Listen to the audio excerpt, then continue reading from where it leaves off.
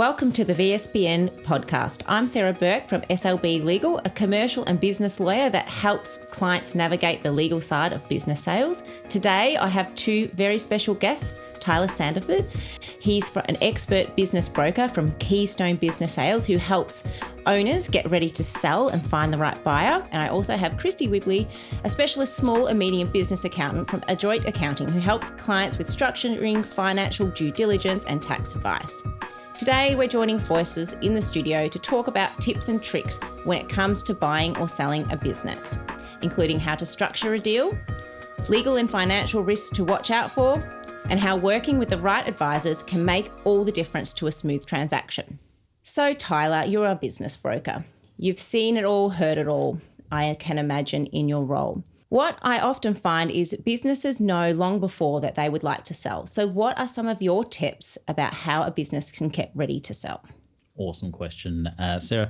I'll tell you what, the number one pitfall that I see business owners fall into is that even though they might know that they want to sell on the horizon, they wait until it's too late before they actually start the process. So I would like to see business owners start 5 to 3 years out from when they would like to actually sell their business and start the value creation process. They're masters at selling whatever the widget is that they're working with, whatever their product or service is. They know exactly how to make sure that that is in the hands of their appropriate users. But now they're actually selling a different product. They're selling their business. That's the whole point of getting someone like myself in, because that's what I'm an expert at selling a business as a whole package. I run business owners through something called the Abduction Test, right, which is a bit fun. But the idea is that if a business owner was abducted by aliens tomorrow, would the business still run without them? If you are the business, it's really hard to sell your business, right? It's more like a job that you run and not an actual asset that you can sell and move on to somebody. So I would like to see business owners do a health check. They can speak to someone like myself, right? We do appraisals all the time, get a sense of what a business is worth, what the market might appraise your business at and be willing to pay for it. I'm actually launching a business valuation tool at the moment on my website, Keystone Business Sales. So if they want to, they can go and hit that, go and get a good sense of what their business might be worth to the market, and then maybe highlight some areas where they can grow and change in their business to try and replace themselves. That's awesome. I think that tool will be used by so many people, so everyone should watch out for that one. I guess for myself, just jumping in here, Please. I just noticed that you talked about the health check. I guess there's a bit of a legal health check as well that you need to do at a similar point in time, really, because the earlier you get onto that, the better. And this one may sound very obvious, but first thing that I feel like a business owner really needs to put their mind to is what exactly are you going to sell in this business sale? Because if you can't define that, it's pretty hard to find the value. But also the other side, for a legal perspective, is you need to go and find out what entity owns those things, who owns those assets, who owns that part of the business, who owns the shares, because you can't transfer something from a certain legal name to another if you don't have that ownership. Absolutely. So it can be even the simplest of things of the motor vehicle or the equipment, or it could be going down to the IP, like the business name, because perhaps when you started out, you registered a business name under a sole trader ABN, for example. It's interesting that you say that, Sarah. I actually had a client who had two separate areas of their business, one that was quite commercial and one that was a little bit more hobbyist. And the idea behind it was that the machines, when they were a bit thin on the ground for work, they would spin them up and they would work on these hobbyist items and they'd sell them. And as it turns out, that was quite a profitable area for their business. But the people that we wanted to sell the entire business to didn't necessarily understand that side of the business and weren't interested in purchasing it. And so we actually ended up splitting that business, which meant that the IP in terms of the name of the website or the materials associated with producing that, we needed to split that and sell them off separately. So we actually had to create a separate entity that was able to inherit all of those, so that way we had something to sell. That's a very interesting story, and that would have not have gone so well if they hadn't done the preparation. And Kristy, the other thing I always say is let's get the house in order, I call it. But that involves making sure you know who your contracts are, making sure your liabilities and your debts are up to date. And one of those liabilities is definitely your tax, because the business purchaser is going to come in, they're going to want to know the financials, and depending on what you're actually transferring, they're also going to want to know that there's no liabilities. So what can they do with that, Kristy? As Tyler mentioned, getting ready to sell your business is something you want to start a few years before you actually plan to sell your business. And you want to make sure that you get your financials in order, that you keep your accounts reconciled, got your accounting software up to date, that your BASs, that you're lodging everything on time, that you also get contracts in place, as Sarah's mentioning, to make sure you've got your employee contracts, you've got your sales contracts to your customers organised as well. I think that's the main elements, just making sure that your accounts are looking healthy. You want your sales to look good. You want a good bottom line of profit, that you're not putting too much personal stuff through that, that's dragging your profit down. That's right, because there will be something for small businesses called the Section 52. And do you sometimes help? Yeah, so whenever you're selling a small business that's under $450,000, you need to do a Section 52, which your accountant fills out, and it just outlines your sales and all your expenses, and then anything that might be added back that's not relevant to the sale. So sometimes you might not be selling a motor vehicle with the business, so things that get added back to show a better profit as well. Yeah, and then it's a little bit like a mini due diligence for the small business, that you're laying it out all early of the financials, and then they can hand that to their accountant. The purchaser can hand that to their accountant, and then if they have more questions, they can ask. But engaging your accountant early to start getting that information together as a seller is going to get you ready for those questions. Yeah. And the other point I would mention from a legal perspective with the Section 52 statements, if you haven't heard of them, and yes, it is correct that they must be provided if you're selling a business under $450,000, is that you must hand it over before you sign the contract and take a deposit, okay? Because there may be rights for the purchaser to say that the sale is void, okay? So, and you also need to make sure that everything in there is correct. There's no misleading information, because again, it can mean that the sale can be voided. So it is very important to not only get the accountant involved, but the lawyer involved, and also the business and broker as early as possible, because you just want the sale to go nice and quickly and smoothly. I think it's very interesting that a lot of business owners that I might speak to on the lower end, to be fair, don't actually have an accountant that they can recommend by name. That's one of the first things that I'm asking when I'm doing that mini due diligence before taking on a client is, do you have an accountant? Do you have a lawyer that you'd recommend working with? And sometimes an accountant can make or break it. I had a potential client that we didn't end up listing on behalf of because their accountant couldn't get anything together. We tried for months and months and months to try and get this together. They were very happy with their business. They weren't necessarily looking to sell immediately, but unfortunately, they didn't know how to use their money software. They knew how to run everything on their side, the warehouse and what have you, but they had no ability to pull up any of the numbers, facts, figures, so that I could try and prove anything that they were saying. And that meant that, I can't take you on as a client. I can't list your business. I can't try and convince someone to buy your business if even I can't, looking through what I'm looking through, figure out what it is that we're actually trying to sell and how much it's really worth. That's why getting your accounts up to date is very important, because your future purchaser is going to go through all those numbers. They want to go through and check that your sales is actually your sales, that it matches up to your business activity statements that you lodge to the ATO. They're going to go through the assets and make sure that everything is what you say it is. And any good accountant will go through and double check, because you could say whatever you want to say when you're selling a business, that Absolutely. You've got all these amazing contracts, but then when you actually look at the numbers, it doesn't stack up. And that's, Sarah, that's something that I hear all the time. And Kristy, I'm sure you probably see it as well. People saying that, it's A, B, and C. And you look at it and go, where are you actually getting this from? Because you've said this, and looking at the numbers is completely the opposite. And that's why, for myself, I'm trying to guard. If someone goes to Keystone Business Sales and they would like to look at a business that's listed and there's a particular price there and some nice photos, and they say, I'd like to buy this business, well, they are then going to want to make sure that the business that I'm selling and what I'm representing is actually what we're putting forward. So if I don't have the due diligence folder up to date and I don't have all of the work from the business owner and their accountant and their lawyer that's all in order, then I'm risking my reputation by selling stuff that isn't what it is. I'm misrepresenting it. So I think it's really important that the team is strong. And that's where I'm really excited to be working with you, Level that is, because it's very clear that you know exactly what you're talking about. And that's right. That is definitely one of a top tip. And you can't just do it with a lawyer, but it's the due diligence, the buzzword, it's the lifting the lid on that really nice looking business sale and seeing what's underneath and seeing if it's worth the money they're asking for. And you really do need a good support network and your advisors to help you to do that. The other point that would be good to talk about, and I might just give a bit of background, is the difference between the types of structuring of the business sale. Now, there's really just two options, and there may only be one actually, depending on what entity you have, but it's the share sale versus the asset sale. So obviously, if share sale, you're looking at a company with shares. The difference between the two is that when you are selling the shares, you're selling the ownership of the company, but the company entity's remaining.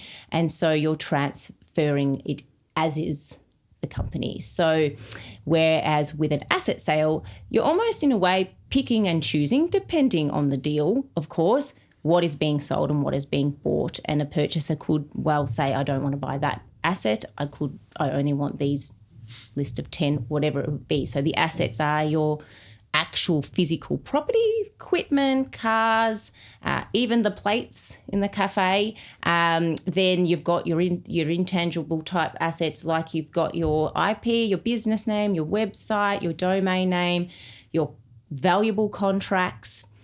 There's things like the lease. Now, that sounds really good, because when you buy the shares, you are inheriting the company as is, the skeletons in the closet, the liabilities, everything comes with that. But the other side of the other side of the coin is when you're getting assets, is you actually have to get them transferred to you. Like the seller entity is going to end owning those assets, and the new purchaser's entity is going to take them on. So that will require third parties in a lot of cases to consent. You're going to need landlord consent to transfer the lease.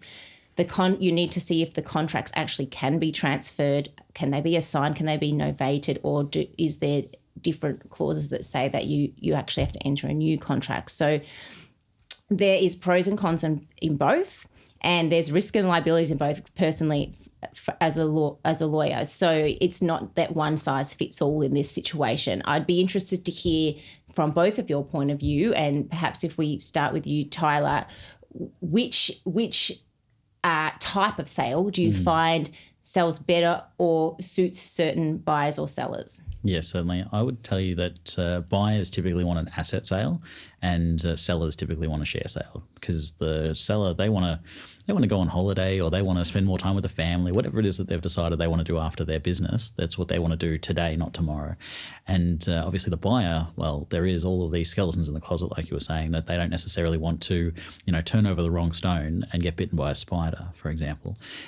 Sometimes when I'm speaking to sellers, I use the car analogy, right? It's like going down to pick apart, right? Your buyer is going to want to just take the engine and just take the wheels or whatever they think is the value, and you want to sell it all dents and scratches and everything, right? So something that you mentioned earlier, Sarah, was the contracts, making sure that the contracts are going to be transferable, for example.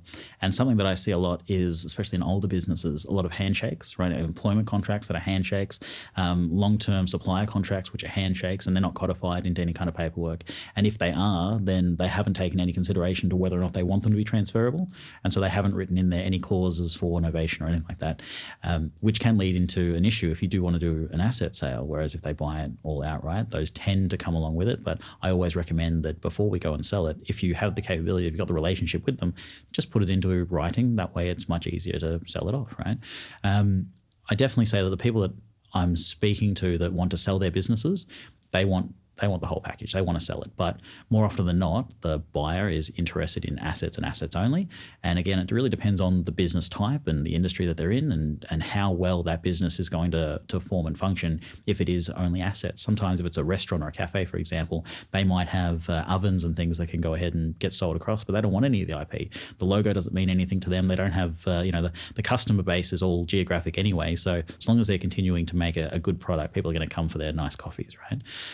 So then they're going to negotiate on that side and try and get assets only. And typically a restaurateur has to suck that up, right? It's an unfortunate thing, but if you go into the sale knowing that this is how it's going to be structured, and this is kind of the work that I do with sellers at the stage, making sure that, when they are going to sell, that they know exactly what is going to be of value to the market and what isn't going to be of value. A lot of people now say that they want 10, 20, 30% in just goodwill because, well, people want this space, right? But nowadays the market doesn't really take too much to goodwill, or doesn't pay too much mind to goodwill, and it's what you can prove on paper that is going to be sellable. And I think the other point that often, and I do know this, I know as a lawyer, and I do have to understand that structuring is not always about the legal. It's really about the financial. And so once again, one of the first questions I will say is, have you spoken to your accountant? So Kristy, could you fill us in on maybe some differences in the tax consequences for the different types of share or asset sales, or sometimes it's that they can't actually sell the shares? Yeah, so as we're talking, only a company can sell the shares. So if you're operating as a family trust, you can't sell that whole business structure. The person has to buy your business out of the entity in that case. Same with if you're operating as a partnership or a sole trader, you have to sell your business, you can't have shares or anything. So only companies can sell their shares, and then that means that as the purchaser, you're taking on all the risks of that business. So if they haven't been compliant and up to date with their super, if they've been paying that late, if they haven't been paying payroll tax, if they haven't been paying work cover, then that becomes your problem. So once it's sold and you've acquired that whole business, that whole company structure, if anything comes back, the SRO comes asking for some payroll tax, that's your responsibility and you take on that risk. Where if you buy the business out of that entity, that risk is mitigated because that stays with the company structure that they have, and then you just buy the business out of it. And you can also choose what assets you buy and sell within the business. So if you're just buying the business, you can choose which vehicles come across. You could just buy some contracts, some customer contracts, and you can pick and choose with the employees as well. So if you don't want the employees, if you already have an existing business and you just want the customers, you could just buy that instead of buying the whole business. And what about capital gains? When you sell the shares, the shareholder has the capital gain event, so not the entity. So whoever holds the original shares, they have the capital gain. They also may have access to the small business concessions, which is something you need to talk to your accountant about. Only certain people are eligible for those. And then that means they pay the tax and then that's it. They move on, take the cash. And so if the entity sells the business, then that entity will have the capital gain event. They may also still be eligible for the small business concessions. And then the capital gain may get stuck. So if it's in a company that sells the business, the capital gain gets stuck in the company and then you have to do certain things to get the money out of the company. But if it's just a business of a sole trader, they'll pay the capital gains tax on it. Thank you. Do you have any stories or examples about possibly where you've helped or otherwise seen something going quite wrong in a business sale from your perspective? Yeah, so I do have one where my client was actually the landlord and she noticed that her tenant had sold the business and someone else was moving in. She'd given them the keys. She'd actually sold her business to them, all the assets, but they never actually communicated with the landlord.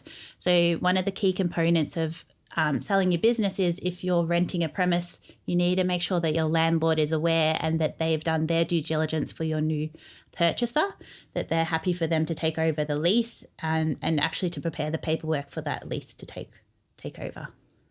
And do you know what actually happened in that situation? In that situation, the landlord wasn't happy because the new purchaser just wanted to come in and change the whole building. He didn't respect the landlord. He was quite arrogant. So they ended up not going through with that, which left a big mess because the current tenant had already sold her business to them and he'd already taken half the assets. So it was quite messy. And just because they never spoke to the landlord, that all happened.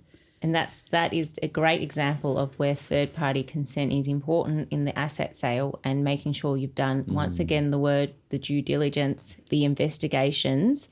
And it would be interesting if we knew what did the contract say, because if that was a prerequisite, getting the lease transfer to the sale, well, no sale. So I know we don't know that, but that would be an important clause right about now. Yeah. Tyler, what about you? I feel like you've definitely got a story to share. Oh, look, I've got great stories. I've got really, really top tier sales stories, and I've got some unfortunate low light stories as well. I can say that harkening back to what I said earlier around making sure that you're ready to sell the business. I mean, I see a lot of business owners that have unfortunately been thrust in the position to sell their business through detriment to either their own health, their family's health, or some other third-party issue, right? I had one client, the property actually got sold from beneath them, so they had to be out as vacant possession. They were, well beyond their retirement age, and they had wanted to actually exit the business. They had a whole succession plan in place prior to COVID, that is, and 2 of their members passed away, and another one of their key members ended up, through their own family choices, moving interstate. This meant that they needed a new succession plan. Then they were coming up, there was COVID, so there was a whole bunch of issue with COVID, obviously, running their businesses. They stewarded the whole ship through that, and then come out the other side, and now the building has been sold from under them, and they've got to be vacant possession. Now, with her being of such an age, she goes, I can't do this anymore. We'd been talking for about a year, and she'd been worried about this. She could see it on the horizon, hadn't mentioned it necessarily, and at the time in which it was already too late, we had to try and sell it rather quickly. Now, we had a fantastic outpouring of support for people who wanted to purchase the business. Generally speaking, this also goes back to the idea of the asset sale. But I always say that you want to sell it, you want to get ready to sell before you're too tired of the business, for example.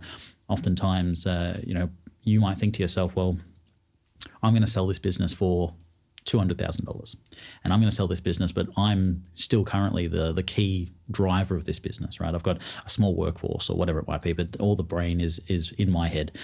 That means that someone who wants to come along and buy that business tomorrow, well, they're only going to pay a fraction of what the business might be making you, because at the end of the day, they need to be sure that they're actually getting everything out of your head to make sure they can run the business like you do at that particular level, which isn't necessarily a guarantee, as we've already talked about.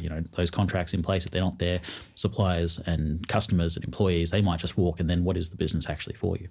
And so if you say to yourself, well, this business is worth $150,000 in my back pocket every year, maybe someone will pay me $50,000 for it. Well, that's $100,000 shortfall.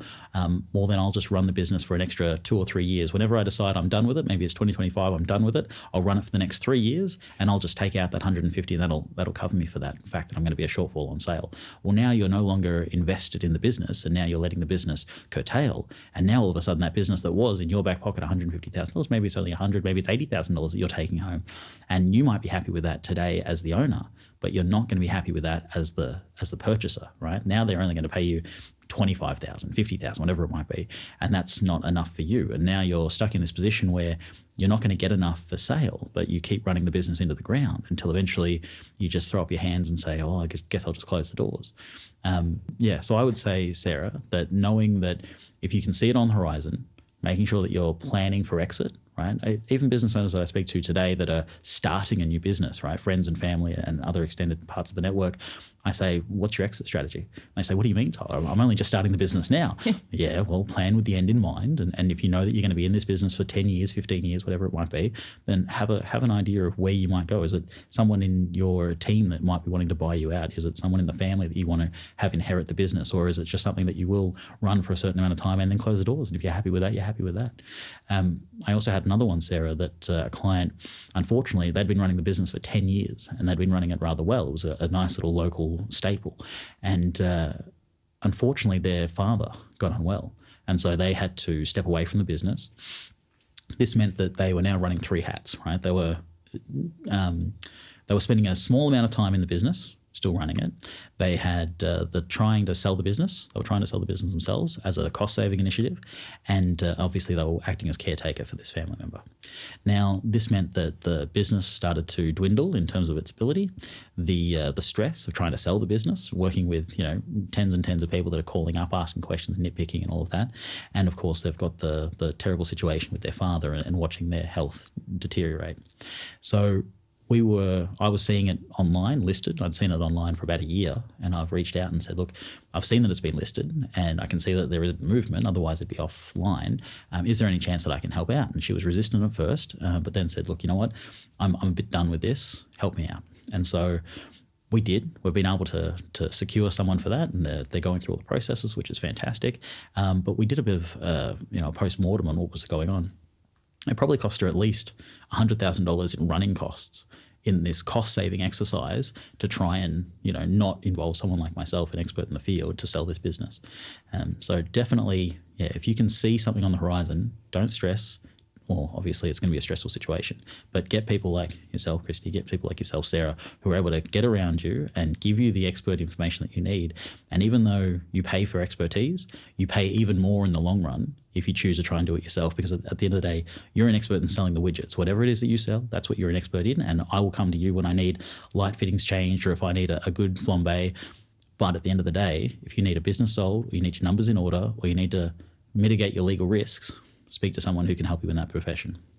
That is so true. And actually that reminds me of a story I have, a bit similar, somewhat like what you were saying, and the abduction test.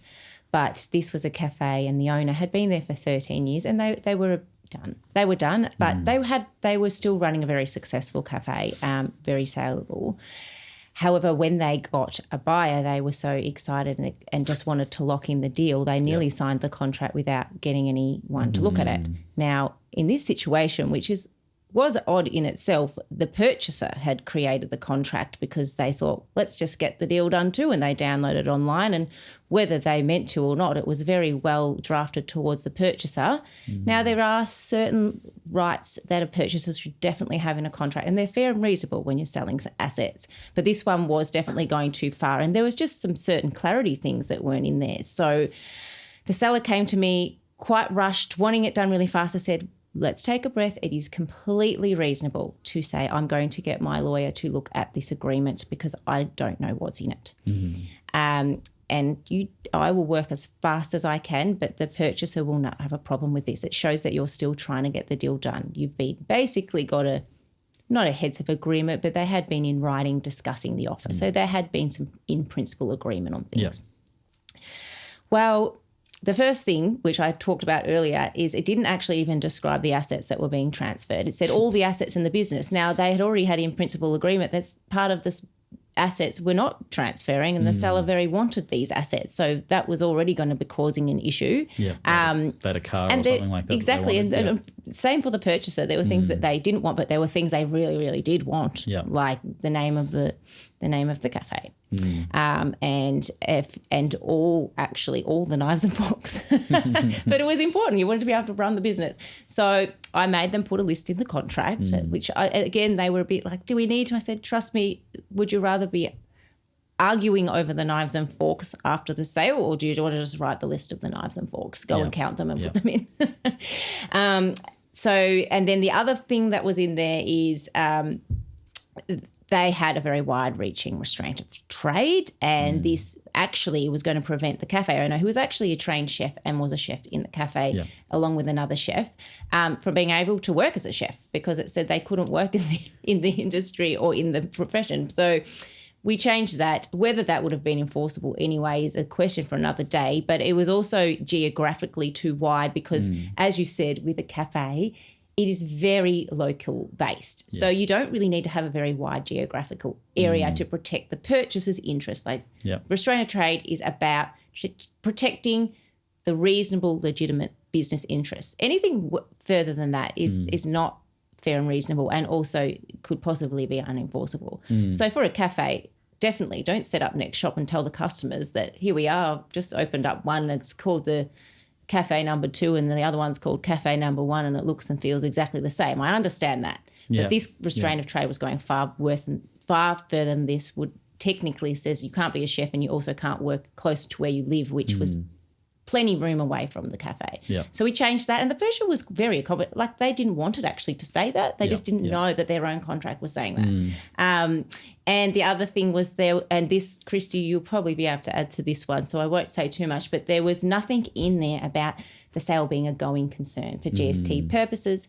Now, why people want it to be a going concern is because you can get a GST-free sale provided you meet the relevant requirements in the Act. But one of those requirements is that the parties have agreed that it is that type of sale in writing, and that's why you do see these clauses in the contract. They're not just in there because lawyers felt like it. It's because there's actually a requirement under the GST Act, and so they all thought, yep, we've done everything. We know it's going to be a going concern, but technically it wasn't qualifying. So we popped that in, and there was a few irrelevant and wide-reaching warranties just because this was a cafe and they didn't really suit. For example, they they wanted there to be a transfer of permits and licenses, and there was a warranty around that. However, once we discussed with the purchaser, we actually can't do that. You've got to take out your own. They were happy to take it out. But it was just a misconception that if you didn't have someone asking these questions, can you do this? Can you do that? This doesn't make sense. You don't have any of these types of things in your business. That contract would have been unsuitable, and then the seller would have been making promises long after the contract and the deal was done that they actually could never meet. So, Kristy, could you tell us a bit more about the GST free and going concern that people love to try and get? So as a part of the contracts, there's the GST clauses. And when you're selling a business, if you sell all the things necessary to keep that business running, so the lease gets transferred, the employees, necessary assets, then you can be eligible for that to be GST free, which is called the going concern. Otherwise, if you don't meet that conditions, maybe if you're just selling the customers, you're just selling your contracts, or you're just selling some of the elements of the assets, then GST would apply. If you're registered, then you'd have to go plus GST, or you'd need to negotiate that as well to make sure that you're including that in the terms and that the purchaser understands what the GST clauses mean. Another part of going concern is that both of you have to be registered for GST. So the purchaser has to be registered before settlement takes place of the business. And so that comes to another point, that it is important to have your purchasing entity set up. Yeah, so when you're signing the contract, it's a bit like the best idea to have it set up before you sign your contract. So talking to your accountant and making sure what structure is going to work best for you. So even if you're buying their business from a company, you could operate as a trust, you could be a partnership, you could be a sole trader. So you need to talk to your accountant to make sure that you're choosing the best structure for you, and then to get that set up properly from the start. So if you're going to operate as a company, we can set up a company, make sure that you're registered for GST, that you've got your ABN, your bank accounts, that everything's set up so you can take over the business and be ready to go from the start. They're fantastic tips. And I think, once again, the message is being ready early, involving someone early that can support you and advise you. And we've sort of all been talking about contracts, which everyone knows is a love of mine, and I'll harp on it all day. Make sure it's in writing, get a lawyer to look at it. I would actually like to know from you, Tyler, what do you see as some of the biggest deal breakers from maybe more like a practical rather than a legal level, because I might see things differently to you. Yeah, certainly.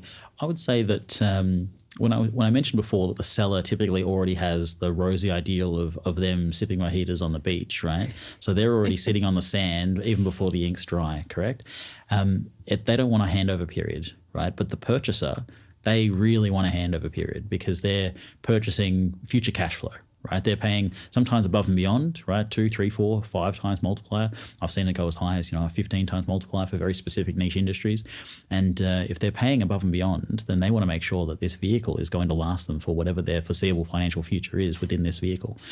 And so sometimes that might mean that the purchaser wants 12 months of support, right? And the seller will say, well, that's inconvenient for me. I'm going to be, outside of telescopic range. So how are they going to get a hold of me, right? But something that's typically fair and reasonable might be, 4 weeks of on-the-floor training, whatever that might be, and then perhaps, another 4 weeks of over-the-phone training, and maybe some ongoing email correspondence. I'm always available to answer your call if that's the case. But, I'll commit to, the next 8 weeks or the next 12 weeks of having this transition period to make sure everything's good to go. Sometimes that might mean that I have to sit with the seller and just make sure that, they do have to, whatever those plans are, the trips that they've got planned, just push them out a little bit further so that way we can make sure, because it's really insurance for the sale. Because if the person who's purchasing the business doesn't feel that they're going to be supported in the purchase of this business, then they'll just say, look, it's too much risk for me, I'm going to walk away. And that might even be, it might seem silly for some things because running a cafe seems so, seems so laissez-faire, right? If you know how to make a coffee and whatnot, but that's not how it is. There's nuances involved, and sometimes people are really excited. They've had this passion that they want to get into a cafe, but they've never made a coffee in their life, or the only coffees they make are the ones that they do at home. And if you can hold their hand and make sure that, just FYI, everything you believe is going to be the case is going to be the case, and let me show you how easy it is to do A, B, and C, then all of a sudden they have that confidence. They can see that the vehicle is going to work for them, and then they're more excited to sign the document and pay above and beyond. 100%. And that is definitely a tip and a trick I would say about contracts for the seller is what I find is often the negotiations can be a bit hectic and full on, and we get the contract signed and the seller's like, oh, great, I'll just sit back for a few months till settlement. But unfortunately, there is a lot of terms and conditions usually around the settlement and what is going to get the sale through. You just touch on one, assistance in the business, and they can go past settlement. So just be wary of those time limits, sellers and purchasers. But also, it's a checklist. It's a rule requirement to get the completion of the sale. So if you don't check off all those things and you're not able to, as a seller, you won't get the deal done. You won't get the sale. So you could spend months negotiating or thinking almost getting to the deal, and it could fall over in the last few days because one particular requirement for settlement wasn't met. It's funny you say that, Sarah. I've, with doing this for so long, I would say that the time it takes me to find someone to purchase your business is probably equal to the amount of time it necessarily takes to negotiate and actually get to settlement, which is something that, sellers, they come to me and they assume, oh, we'll just list it and then we'll get it sold next month and then I'll get a payday the month after, right? I go, no, it's much longer than that. The average business in Australia tends to sell between 6 and 24 months. So, working with, Keystone Business Sales is licensed in Victoria under Fin Business Sales, and they've got a network of 100 brokers like myself that get things done, which is fantastic. I get to leverage off 30 years of brokering experience, right? And for them, they make sure that businesses, because of their expertise and because of the networks that they have in place, they tend to sell a business anywhere between 3 and 6 months on average to get to finding the purchaser. And we also tend to find that we need to find about 35 people to have genuine conversations around your business. If we find those 35 people, then we'll tend to dwindle that down to about 3 or 4 people that are really genuinely serious. They want the due diligence. They want to ask real value-based questions, and then from there, hopefully, we're able to get the one. Right now, if you are a pizzeria and you're selling pizzas, you've got to sell up teen pizzas on a Friday or a Saturday night. That's really great. But for me, I've got to find the one person in Australia with the expertise and the interest and the geographic location to want to buy your business today. And it's a different kettle of fish, but that's the kind of expertise that I'm bringing to the table. The other point is also on the same theme, really, is those conditions precedents, so the prerequisites. And this may be a time where even the purchaser as well really needs to lean on their accountant, because they're not just always prerequisites for the sale, they're also prerequisites to get out of the sale. So for a purchaser, they may want to negotiate something called subject to finance, but they may only have a very short time to get that finance, because if I'm the seller, I'm like, I'm not going to wait months to find out if you're going to get the finance. I need to know early whether you are or aren't, because otherwise I've got to go back to market. I've got to go to my other 4 interested buyers. So, Kristy, are there any other sort of contractual things from either a purchaser or a seller or in relation to subject to finance that you can help with? Yeah, as we've been discussing, that making sure you've set up everything properly, making sure you've got your entity ready for GST, you've got your finance in order. And then it does take a while to do your due diligence, because you want to make sure you've gone through all the numbers properly, that you understand who the customers are, who the suppliers are, what the business is. And then especially if this is your first time operating a business, you also want to do your own education and make sure you know and understand what the profit and loss means, how your balance sheet reads, what you need to be doing as a business owner, that you're compliant with super and stuff going forward, because a successful business you might be able to purchase, but you need to keep going on with that when you own it. So you want to make sure that you've set everything up properly so you can carry that on and be successful yourself with that business. And Kristy, I've actually got an example, something that you were talking about before with the GST, which I think you might find interesting. Someone, they had their own business they were running, it was fantastic. And then because they're the kind of person that want to spin up a few different plates, they'd actually set up a different company. And this company was set up to do some other vehicle, but they hadn't actually done anything with it. But they did register for GST, and they hadn't been putting in any activity statements. So they got themselves a red letter in relation to all of this backdated activity and GST that they hadn't been paying. So they didn't necessarily have any GST to pay because they hadn't been running any business, but they had a big fine that they had to pay because they hadn't been doing any of the work. Do you see that often? Or we do get a few clients that come to us and they've got a lot of headaches like that, where they just haven't been lodging what they need to lodge. Their account hasn't been informing them to make sure they're compliant with things. So that's something where you need to make sure you're up to date, that you're looking at your ATO portal, making sure you've lodged your tax returns on time. As some of those things too, if there was GST payable and they were behind, once you're more than 4 years behind, you can't claim GST credits anymore. Yeah, right.